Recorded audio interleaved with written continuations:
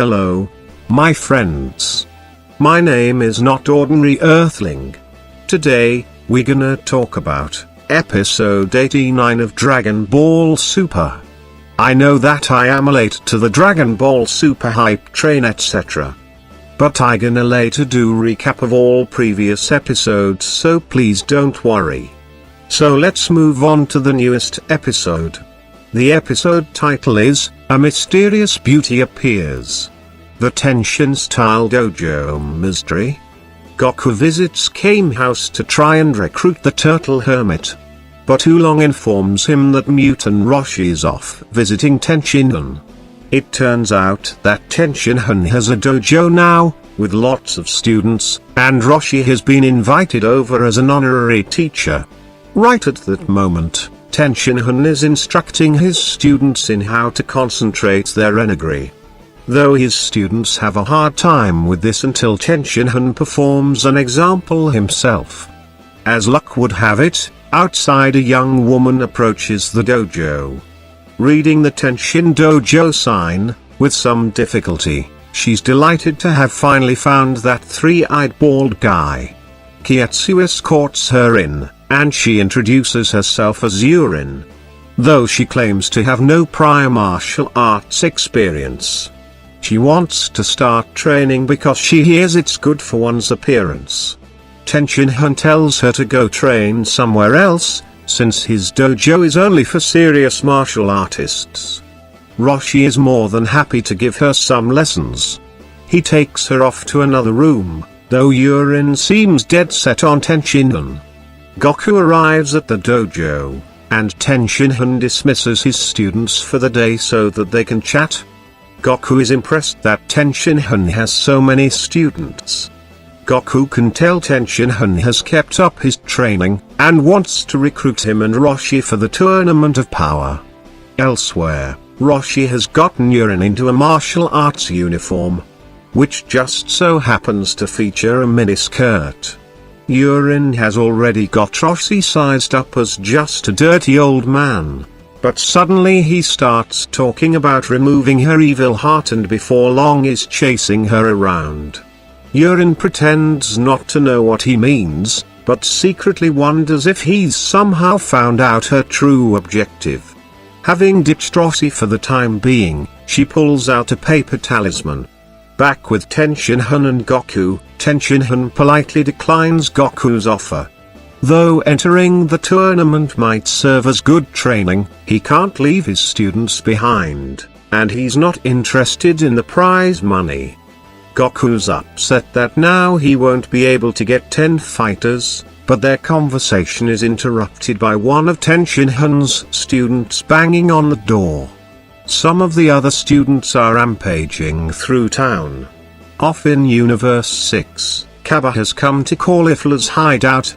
There he tries to recruit her for the tournament. Surrounded by Caulifla's various underlings, mostly thuggish men, as well as one meek-looking woman. At first Caulifla flatly refuses. But Kaba persists and shows off his Super Saiyan form. He offers to teach her the transformation if she's curious, and notes how Caulifla's older brother Enso thought she had great potential. Though she continues to belittle Kaba, her interest has been piqued. Back on Earth, Tenshinhan's students have been taken over by some type of sorcery, signified by the talismans affixed to their foreheads, turning them into mindless rampaging zombies. Though Kietsu tries to remove these talismans with his physic powers, it's no use. Yurin rejoices. All this hubbub will ruin the reputation of Tenshinhan's dojo. It turns out Yurin is the mastermind behind all this. She reveals how she with Tenshinhan at the Crane School dojo back in the day. Though he would always ignore her. So she vowed to get revenge and has been training ever since, even learning sorcery along the way. Now that she's found him again, it's finally time to get even. Figuring that Tenshinhan isn't used to handling women, Roshi opts to take Yurin on himself while the others work on removing the talismans from the students. Apparently they can be peeled off by hand. While Yurin is no match for Roshi, he gets distracted when she falls over and exposes herself. Yurin uses this opening to stick a talisman on his head, taking control of him.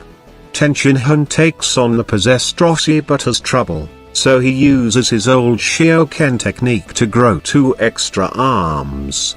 Roshi counters with a blast of lightning, probably his old Bankaku Bigarisho technique, and a Kamehameha. Goku steps in to save Tenshinhan, and takes over the fight. On the sidelines, Yurin is still performing her magic spells and hand gestures to keep Roshi under control. Goku is impressed with Roshi's power, and thinks the old man has been hiding his true power. He must have been undergoing incredible training in secret. Though Goku wants to fight more, he doesn't have much time to waste, so he fires off a Kamehameha while Kietsu uses his powers to stop Yurin from performing her magic hand gestures. The Kamehameha hits Roshi dead on, and his talisman disintegrates. Though defeated, Yurin vows to continue training and grow even stronger, so Tenshinhan offers to let her train at his dojo. Though her motives aren't the best, he's impressed with her determination. First though, he hears her apologize to the villagers. Tenshinhan now says he will enter the tournament after all. That way, he can use the prize money to repair the damage his students caused to the village. Goku is delighted to finally have all 10 team members assembled.